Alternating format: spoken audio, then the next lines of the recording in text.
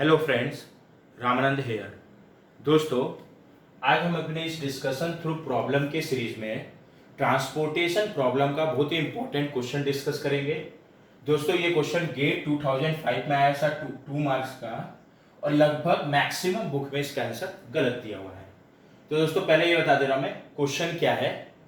दोस्तों, क्वेश्चन में क्या बोल रहा है कि एक ट्रांसपोर्टेशन प्रॉब्लम है एक्चुअल में, जिसमें क्वेश्चन में क्या बोल रहा है, दो सप्लाई पॉइंट है, मतलब दो सप्लायर है टोटल। एक सप्लायर को बोल दिया S1, दूसरा सप्लायर S2। बोल रहा है दो सप्लायर 1 जितने प्रोडक्ट सप्लाई करेगा वो है 50, और सप्लायर 2 जितने प्रोडक्ट सप्लाई करेगा वो है 40। सप्लायर S1 प्रोडक्ट जो सप्लाई कर रहा है वो है नंबर 50, सप्लायर S2 जो total number of product supply कर रहा है वो कितना है 40। अब ये सप्लाई किसको करेगा, तो ये सप्लाई कर रहा है मेरा दो वेयर हाउस है D1 एंड D2। दो वेयर हाउस है D1 एंड D2। तो क्वेश्चन में मेरे को इनका रिक्वायरमेंट बताया होगा। ठीक है। अल्टीमेटली सप्लायर 1 S1 और सप्लायर 2 40 मिला के टोटल 90 प्रोडक्ट सप्लाई किसको कर रहा है, D1 और D2 को। तो क्वेश्चन में मेरे को इनका रिक्वायरमेंट बताया होगा कि D1 और D2 का रिक्वायरमेंट कितना है। तो क्वेश्चन में क्या बोला है कि जो मेरा वेयर हाउस D1 है उसको मैं 20 से कम प्रोडक्ट सप्लाई करके नहीं दे सकता। मतलब मेरे को D1 को कम से कम 20 प्रोडक्ट तो देना ही पड़ेगा। क्लियर है? और अगर 20 से ज्यादा दे रहा हूं तो क्वेश्चन में क्या बोल रहा है, इसको मैं 40 से ज्यादा प्रोडक्ट सप्लाई नहीं कर सकता। यानी प्रोडक्ट वेयर हाउस D1 को जो प्रोडक्ट मेरे को सप्लाई करना है वो 20 या 20 से ज्यादा होना चाहिए, 40 या 40 से कम होना चाहिए। तो मैं यही लिख दिया हूं, वेयर हाउस D1 का जो रिक्वायरमेंट है अभी कितना है, 20 to 40 के बीच, कम से कम 20 देना है और ज्यादा से ज्यादा 40, यानी इसके बीच होना चाहिए। इस रेंज को मैं क्रॉस नहीं कर सकता। सिमिलरली क्वेश्चन में क्या बोला है, वेयर हाउस D2 को कम से कम मेरे को 20 प्रोडक्ट तो सप्लाई करना ही है। मतलब मैं वेयर हाउस D2 को 20 से कम प्रोडक्ट सप्लाई नहीं कर सकता। हाँ, ये बोला 20 से ज्यादा कितना करो उससे कोई दिक्कत नहीं है, 21 करूं, 22 करूं, 50 करूं, बट कम से कम मेरे को कितने प्रोडक्ट सप्लाई करना है, 20 से ज्यादा कितना भी सप्लाई कर दूं कोई दिक्कत नहीं है, बट 20 से कम प्रोडक्ट में इसको सप्लाई नहीं कर सकता। तो D2 के मेरे रिक्वायरमेंट मैंने क्या लिख दिया, इसका रिक्वायरमेंट कितना है, या तो 20 या 20 से ज्यादा। क्लियर? सॉरी, हाँ, D2 का रिक्वायरमेंट कितना है, या तो 20 या 20 से ज्यादा। क्लियर है? तो ultimately supplier S1 50 product, supplier S2 40 product supply करेगा किसको, D1 और D2 को, जिसमें D1 को कम से कम 20 और ज्यादा से ज्यादा 40 प्रोडक्ट मिलना चाहिए, और D2 को या तो 20 या 20 से ज्यादा प्रोडक्ट मिलना चाहिए। क्लियर है? अब क्वेश्चन में क्या बोल रहा है, इसको मेरे को सॉल्व करना है एज ए ट्रांसपोर्टेशन प्रॉब्लम, और ultimately as a transportation problem convert करके, मतलब ये प्रॉब्लम है इसको मेरे को कन्वर्ट करना है एज ए ट्रांसपोर्टेशन प्रॉब्लम, और ट्रांसपोर्टेशन प्रॉब्लम में कन्वर्ट करके मेरे को अल्टीमेटली कॉस्ट को मिनिमाइज करना है, क्योंकि ट्रांसपोर्टेशन प्रॉब्लम का ऑब्जेक्टिव अल्टीमेटली यही होता है कि मेरे को टोटल ट्रांसपोर्टेशन कॉस्ट को क्या करना है, मिनिमाइज करना है। तो क्वेश्चन में क्या बोल रहा है, जब इसको मैं टोटल ट्रांसपोर्टेशन प्रॉब्लम में कन्वर्ट कर दूंगा, यानी इस मैट्रिक्स को कन्वर्ट कर दूंगा तो ऐसे मैट्रिक्स में, ताकि उसको मैं एज ए ट्रांसपोर्टेशन प्रॉब्लम समझ के सॉल्व कर सकूं, तब उस कन्वर्टेड प्रॉब्लम में कितने सप्लाई पॉइंट होंगे, कितने डिमांड पॉइंट होंगे, और टोटल कितना प्रोडक्ट सप्लाई या डिमांड होगा, टोटल कितना प्रोडक्ट सप्लाई या डिमांड होगा। वापिस रिपीट करा, मेरे को इस मैट्रिक्स में नहीं पूछा है, पता चला आंसर बोले कि टोटल सप्लाई 2 है, टोटल डिमांड 2। क्वेश्चन क्या पॉइंट 2 है, क्वेश्चन क्या हो रहा है, जब इसको मैं कन्वर्ट कर दूंगा एज ए प्रॉब्लम जिसको मैं डील कर सकूं एज ए ट्रांसपोर्टेशन प्रॉब्लम, तब उस मैट्रिक्स में कितने सप्लाई पॉइंट होंगे, कितने डिमांड पॉइंट होंगे, और टोटल कितने सप्लाई या टोटल कितने डिमांड होंगे। और मेरे को 4 ऑप्शन क्या क्या दिया है, 2490, 2410, 3490 एंड 34110। इसमें जो फर्स्ट टर्म है वो बता रहा है सप्लाई पॉइंट को, दूसरा टर्म बता रहा है हर ऑप्शन में डिमांड पॉइंट को, और तीसरा टर्म बता रहा है टोटल सप्लाई या टोटल डिमांड को। क्लियर है दोस्तों? इसका आंसर पहले बता दे रहा, मोस्ट ऑफ द बुक में इसका आंसर तुम लोग को सी मिल सकता है, बट इसका एक्चुअल आंसर है ऑप्शन डी। यानी जब इसको मैं as a transportation problem convert कर दूंगा तो उसमें टोटल सप्लाई पॉइंट होंगे 3, टोटल डिमांड पॉइंट होंगे 4, और टोटल सप्लाई या डिमांड होंगे 110 या 110। तो यही देखते हैं ये कैसे होगा। ठीक है, तो चलिए डिस्कस करते हैं। तो दोस्तों, अब हम इसका सॉल्यूशन डिस्कस करते हैं। दोस्तों, ये क्वेश्चन में था, क्या बोल रहा था, S1 से मैं जो प्रोडक्ट सप्लाई कर रहा हूं 50, S2 से जो प्रोडक्ट सप्लाई कर रहा हूं 40। यानी टोटल कितने प्रोडक्ट सप्लाई करना है मेरे को 90। किसको? वेयर हाउस D1 और D2 को। D1 का जो रिक्वायरमेंट है उसको कम से कम 20 प्रोडक्ट तो सप्लाई करना ही पड़ेगा, हाँ, और मैक्सिमम 40 करना पड़ेगा, यानी 20 से 40 के बीच इसका रिक्वायरमेंट है। D2 का जो रिक्वायरमेंट है कम से कम उसको 20 तो देना ही पड़ेगा, 20 के ऊपर मेरा श्रद्धा है मैं उसको कितना भी सप्लाई कर दूं। क्लियर है पॉइंट? हाँ, बट मेरे पास टोटल सप्लाई करने के लिए प्रोडक्ट 90 है, क्योंकि S1 50 करेगा और S2 40 बोलेगा। अब इसको मेरे को कन्वर्ट करना है एज ए ट्रांसपोर्टेशन प्रॉब्लम, क्योंकि अल्टीमेटली मेरा ऑब्जेक्टिव क्या है? ट्रांसपोर्टेशन कॉस्ट को क्या करना? मिनिमाइज करना। तो दोस्तों ट्रांसपोर्टेशन प्रॉब्लम में हम लोग को क्या पता है कि जितने भी सप्लाई पॉइंट है उसका कितना वो प्रोडक्ट सप्लाई कर रहा है, एक तो वो पता होना चाहिए। जितने भी डिमांड पॉइंट है उसका एग्जैक्ट कितना रिक्वायरमेंट है वो पता होना चाहिए। और तीसरा शर्त क्या होता है? टोटल सप्लाई और टोटल डिमांड दोनों क्या होना चाहिए? सेम होना चाहिए। यहां दिक्कत क्या है? S1 S2 का तो एग्जैक्ट पता है कितना प्रोडक्ट सप्लाई करेगा, बट D1 D2 का जो रिक्वायरमेंट है वो रेंज पे दिया हुआ है। जबकि अगर मेरे को as a transportation problem solve करना है तो हर एक डिमांड पॉइंट का रिक्वायरमेंट एग्जैक्ट पता होना चाहिए। हाँ, तीसरा तो एक है, तीसरा शर्त क्या है? टोटल सप्लाई और टोटल डिमांड क्या होना चाहिए? सेम होना चाहिए। तो अब मैं इसको कन्वर्ट देखते हैं कैसे कन्वर्ट करेंगे as a transportation problem. Clear है? तो इधर ध्यान देना, S1 S2 के साथ तो अभी दिक्कत नहीं है। S1 का कितना सप्लाई करेगा? 50। S2 एग्जैक्टली कितना सप्लाई करेगा? 40। D1 D2 के साथ दिक्कत है क्योंकि वो रेंज पे पता है। तो मैं क्या करता हूं, पहले तो D1 को ध्यान देना। D1 को कितना रिक्वायरमेंट है? 20 से 40 के बीच, यानी D1 को मिनिमम 20 चाहिए और मैक्सिमम 40 चाहिए। तो वो कंपल्सरली प्रोडक्ट जो D1 को चाहिए वो 20 ही है, क्योंकि मैं D1 को कंपल्सरली मेरे को कितना देना पड़ेगा? 20 से कम नहीं दे सकता। हाँ, मैक्सिमम कहां तक दे सकता हूं? 40 तक, वो अलग बात है। लेकिन मेरे को D1 कंपल्सरली कितना सप्लाई करना पड़ेगा? D1 को 20, और 20 के बाद चूंकि मैक्सिमम 40 तक नहीं जा सकता तो 20 के बाद एक्स्ट्रा मैं उसको कितना दे सकता हूं? 20 के बाद जितना दे रहा हूं वो एक्स्ट्रा है, समझ लो। कितना दे सकता हूं? 0 से 20 के बीच, क्योंकि मैक्सिमम 40 से ज्यादा नहीं होना चाहिए। तो मैं क्या करता हूं, D1 डिमांड पॉइंट को दो पार्ट में कन्वर्ट कर दे रहा हूं। एक को मैं बोल दे रहा हूं D1 कंपल्सरली डिमांड पॉइंट, और उसके अलावा जो दे रहा हूं, क्योंकि कंपल्सरली तो मेरे को 20 देना पड़ेगा, उसको मैं बोल दे रहा हूं D1 extra demand point. Clear? तो कंपल्सरली कितना देना है D1 को? 20। तो इसमें मैं क्या लिख दिया? 20। यानी ये तो मेरे को देना ही पड़ेगा, मतलब ये एग्जैक्ट रिक्वायरमेंट है, इससे कम नहीं दे सकता। इसलिए हाँ, जो एक्स्ट्रा दे रहा हूं 20 के बाद उसको मैं D1 एक्स्ट्रा बोल दे रहा हूं। और D1 एक्स्ट्रा क्या है? 0 से 20 के बीच। D1 एक्स्ट्रा कितना है? 0 से 20 के बीच। क्लियर है? D1 एक्स्ट्रा कितना है? 0 से 20 के बीच। क्लियर? सिमिलरली इधर ध्यान देना, D2 को मिनिमम मेरे को कितना सप्लाई करना है? 20। हाँ, 20 के बाद कितना कर पा रहा हूं वो मेरा श्रद्धा है, बट मेरे को मिनिमम ध्यान रखना है कि 20 तो देना ही पड़ेगा। 20 के बाद कितना भी सप्लाई कर दूं वो दिक्कत नहीं है। तो जैसे मैंने D1 को दो पार्ट में कन्वर्ट किया, D1 कंपल्सरी और D1 एक्स्ट्रा, वैसे मैं D2 को भी दो पार्ट में कन्वर्ट कर दे रहा, D2 कंपल्सरी और D2 एक्स्ट्रा। कंपल्सरी मतलब D2 को जो मेरे को देना ही पड़ेगा उसको मैं अवॉइड नहीं कर सकता। हाँ, उसके बाद जितना दे पा रहा हूं वो श्रद्धा है। तो कंपल्सरी मेरे को क्योंकि 20 से कम नहीं दे सकता, तो D2 को कंपल्सरली मेरे को कितना प्रोडक्ट सप्लाई करना पड़ेगा? 20। और 20 के बाद जो मैं दे पा रहा हूं मेरा श्रद्धा है। तो D2 को कंपल्सरली मेरे को कितना देना पड़ेगा? 20। तो एक मैं डिमांड पॉइंट बना दिया D2 को, D2 कंपल्सरली जो कितना देना पड़ेगा? 20। उसके बाद जो दे पा रहा हूं उसको मैं D2 एक्स्ट्रा बोल दिया। तो D2 एक्स्ट्रा को मेरे को 20 तो यहां दे चुका हूं ना, तो मिनिमम था।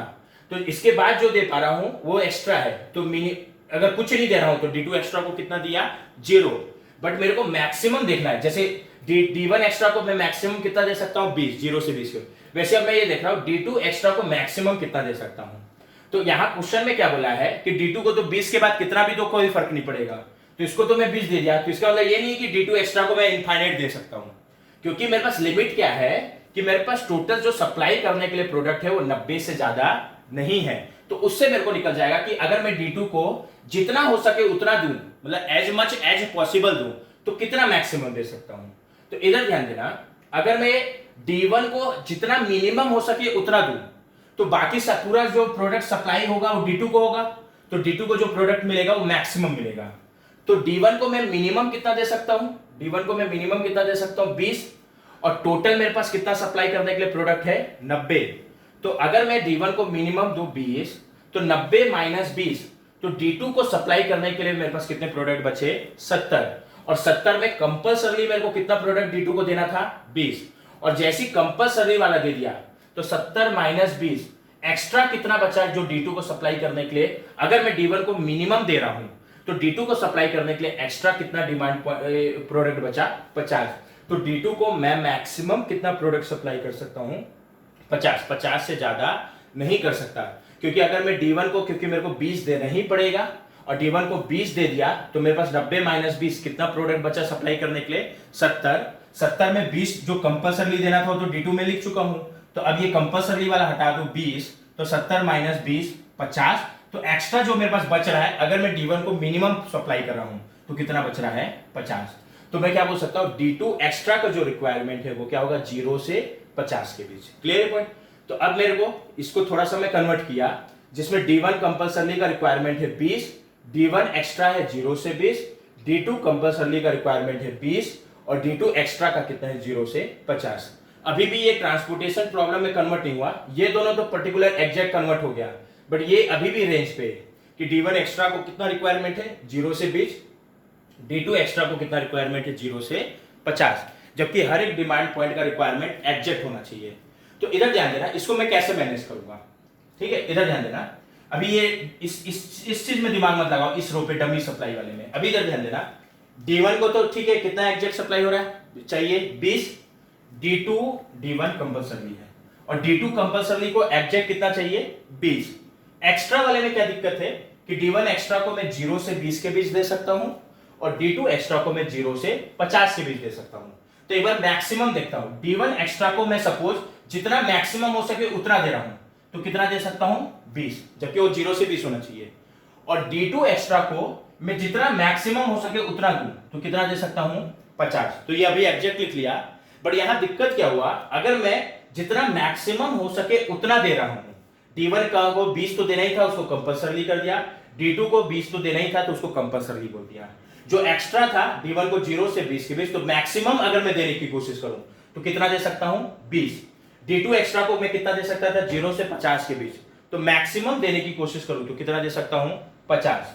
तो यहां दिक्कत क्या हो रहा है कि अगर मैं टोटल डिमांड को जोड़ूं तो टोटल डिमांड कितना है 110, अगर मैं मैक्सिमम देने की कोशिश करूं तो टोटल डिमांड कितना आ रहा है 20 प्लस 20 40 प्लस 20 60 प्लस 50 110 110। क्लियर। लेकिन मेरे पास सप्लाई करने के लिए प्रोडक्ट तो 90 ही है, सप्लाई करने के लिए प्रोडक्ट तो 90 ही है, तो फिर मेरे को क्या करना पड़ेगा, इस 110 को मैनेज करने के लिए एक मैं कौन सा सप्लाई ऐड कर दूंगा डमी सप्लाई। ये इमेजिनरी सप्लाई है ताकि उसको मैं बैलेंस ट्रांसपोर्टेशन प्रॉब्लम में कन्वर्ट कर पाऊं, क्योंकि जब मैं सारी डिमांड को एग्जैक्ट करने की कोशिश किया, मतलब जब मैं ये रेंज था 0 से 20 उसको मैं लिख दिया कि मैक्सिमम दूं, तो मैक्सिमम कितना दे सकता था 20। इस D2 एक्स्ट्रा को मैक्सिमम दूं तो मैक्सिमम कितना दे सकता था 50। तो टोटल मेरे पास कितना हो गया रिक्वायरमेंट 110, लेकिन सप्लाई कितना हो रहा है 90। तो जितना एक्स्ट्रा रिक्वायरमेंट है उसको मैं डमी सप्लाई से दे देता हूं। डमी सप्लाई कहने का मतलब ये केवल प्रॉब्लम को सॉल्व करने के लिए मैं ऐड किया हूं, एक्चुअल में ऐसा कोई सप्लाई नहीं है, लेकिन उसको ट्रांसपोर्टेशन प्रॉब्लम में कन्वर्ट करने के लिए प्रॉब्लम क्या होना चाहिए बैलेंस। बैलेंस मतलब टोटल सप्लाई और टोटल रिक्वायरमेंट क्या होना चाहिए सेम, इसलिए मैं कौन सा सप्लाई ऐड कर दिया डमी सप्लाई। और डमी सप्लाई का सप्लाई जो प्रोडक्ट वो सप्लाई कर पाए वो कितना होना चाहिए, तो टोटल रिक्वायरमेंट कितना 110 और बिना डमी सप्लाई के टोटल सप्लाई कितना था 90, तो एक्स्ट्रा कितना सप्लाई चाहिए 110 माइनस 90 यानी कितना 20। तो डमी सप्लाई का जो मेरा रिक्वायरमेंट है वो कितना होगा 20, तो टोटल सप्लाई भी 110 हो जाएगा और टोटल डिमांड भी 110 हो जाएगा। अभी भी यहां एक दिक्कत है, प्रॉब्लम तो ट्रांसपोर्टेशन में कन्वर्ट हो गया, लेकिन एक दिक्कत क्या है कि अगर D1 कंपल्सरली को मान लो प्रोडक्ट, इधर समझना D1 ये तो एग्जैक्ट मेरे को 20 चाहिए ना, ये तो मेरे को 0 से 20 चाहिए था, अभी एग्जैक्ट 20 लिखा वो अलग चीज है। तो गलती से भी अगर D1 कंपल्सरली को प्रोडक्ट जब मैं इसको प्रॉब्लम को सॉल्व करूं तो डमी सप्लाई से अलॉट हो गया, तो एक्चुअल में तो सप्लाई हो नहीं रहा है क्योंकि ये तो इमेजिनरी या डमी सप्लाई है। तो मेरे को क्या ध्यान रखना है कि इस डमी सप्लाई से जो प्रोडक्ट है गलती से भी D1 कंपल्सरली को अलॉट नहीं होना चाहिए, D1 एक्स्ट्रा को कितना भी अलॉट हो जाए वो अलग चीज है। सिमिलरली इस डमी सप्लाई से मेरे को क्या ध्यान रखना है, जो भी हो प्रोडक्ट D2 कंपल्सरली को अलॉट नहीं होना चाहिए, क्योंकि अगर मान लो 5 प्रोडक्ट में D2 कंपल्सरली को इससे अलॉट कर दिया तो एक्चुअल में वो D2 कंपल्सरली को मिलेगा ही नहीं। क्यों? क्योंकि ये कौन सा सप्लाई है डमी सप्लाई। हाँ, इसमें कितना सप्लाई हो जाए कोई दिक्कत नहीं है। तो उसके लिए मैं क्या करता हूं कि डमी सप्लाई से D1 कंपल्सरी को कोई प्रोडक्ट सप्लाई ना हो, ये इंश्योर करने के लिए मैं क्या कर देता हूं कि इस डमी सप्लाई से D1 कंपल्सरली को सप्लाई करने का जो प्रोडक्ट कॉस्ट है या ट्रांसपोर्टेशन कॉस्ट है, सॉरी, वो कितना मान ले रहा हूं, इनफाइनाइट। और अगर मैं इसको इनफाइनाइट मान लिया तो ये पक्का है कि इससे कोई भी प्रोडक्ट इसको सप्लाई नहीं होगा, क्योंकि जब मैं ट्रांसपोर्टेशन प्रॉब्लम सॉल्व करता हूं तो क्या कोशिश करता हूं, इस कॉस्ट को मिनिमाइज करना। तो अगर मैं इसको अलॉट कर दिया तब तो कॉस्ट इनफाइनाइट चला जाएगा। तो जाहिर सी बात है प्रॉब्लम सॉल्व करने पे डमी सप्लाई से कोई भी प्रोडक्ट D1 कंपल्सरली को अलॉट नहीं होगा। सिमिलरली चूंकि ये कंपल्सरी रिक्वायरमेंट है तो डमी सप्लाई से कोई भी प्रोडक्ट D2 कंपल्सरली को अलॉट नहीं होना चाहिए। तो उसके लिए भी मैं डमी सप्लाई से D2 कंपल्सरली का कॉस्ट कितना मान लूंगा, इनफाइनाइट। कितना मान लूंगा, इनफाइनाइट। Clear point. और उसके अलावा अगर ये मैं इनफाइनाइट मान लिया तो पक्का हो गया कि डमी सप्लाई से इसको कोई भी प्रोडक्ट सप्लाई नहीं होगा। हाँ, उसके बाद डमी सप्लाई से इनको कितना हो जाए वो तो ट्रांसपोर्टेशन प्रॉब्लम सॉल्व करने पे आ जाएगा, बट इनको कितना भी सॉल्व सप्लाई हो उससे कोई दिक्कत नहीं है। इंश्योर क्या करना था, इससे D1 कंपल्सरली को और इससे D2 कंपल्सरली को कोई भी प्रोडक्ट सप्लाई नहीं होना चाहिए। तो ये हो गया मेरा बैलेंस ट्रांसपोर्टेशन प्रॉब्लम। कैसे balance transportation problem, total requirement कितना है 110, टोटल सप्लाई भी कितना है 110, जिसमें 20 सप्लाई किसका है, डमी सप्लाई का। Clear point. तो अगर मैं इस बैलेंस ट्रांसपोर्टेशन प्रॉब्लम में देखूं तो नंबर ऑफ सप्लाई पॉइंट, पहला ये पूछा था ना, नंबर ऑफ सप्लाई पॉइंट कितने हैं, 3, S1 S2 तो एक्चुअल था और DS डमी सप्लाई है। टोटल डिमांड पॉइंट कितने हैं, 4, ये D1 कंपल्सरी, ये D1 का एक्स्ट्रा पार्ट, ये D2 कंपल्सरी और ये D2 का एक्स्ट्रा पार्ट। और टोटल सप्लाई और टोटल डिमांड कितने हैं, तो टोटल सप्लाई कितना है 110 और टोटल डिमांड भी कितना है 110, तो वो कितना है 110। क्लियर। कौन सा ऑप्शन था, ये option D. Total supply 3, total requirement या डिमांड 4 और total supply point 3, total demand point 4 और टोटल सप्लाई या टोटल रिक्वायरमेंट कितना 110। क्लियर है। तो दोस्तों मैं उम्मीद करता हूं आपको ये क्वेश्चन समझ में आया होगा।